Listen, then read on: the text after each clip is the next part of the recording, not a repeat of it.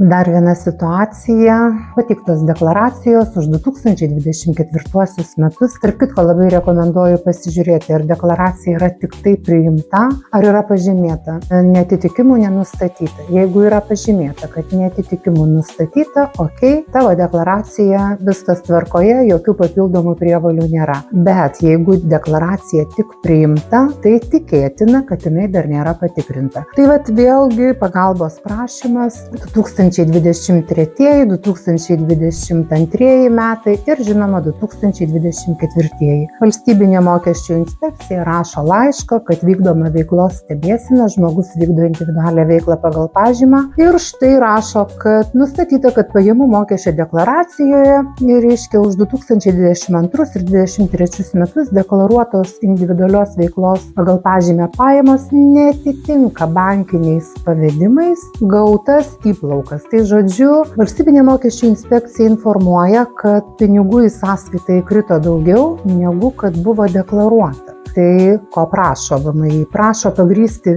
pinigų kilmę, kokiegi čia pinigai įkrito ir dar rašo, kad jūs įsigijote būstą už kažkiek tai pinigų, tai iš kur tie pinigai ir kaip čia viskas įvyko.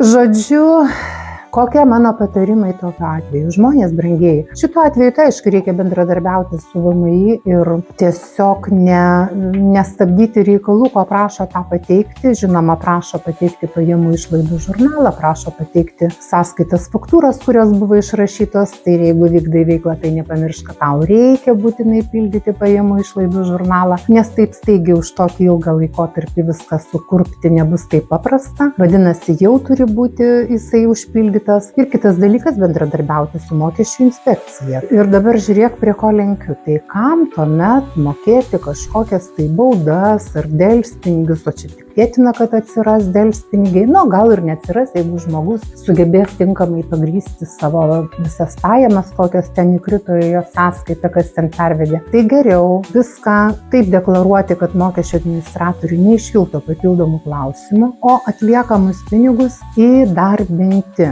Tai ne tik tai, kad išvengsi kažkokių tai delspinigių ir pinigų praradimo, bet tikėtina, kad nuo 2022, 2023, 2024 metų tavo pasyvių pajamų krepšelis jau pakankamai bus didelis. Informacijos ieškok mano Linktree ir dar į komentarus įdėsiu nuorodą, kaip galima įdarbinti savo pinigus kartu su Financial Lithuanians. Pelningo verslo.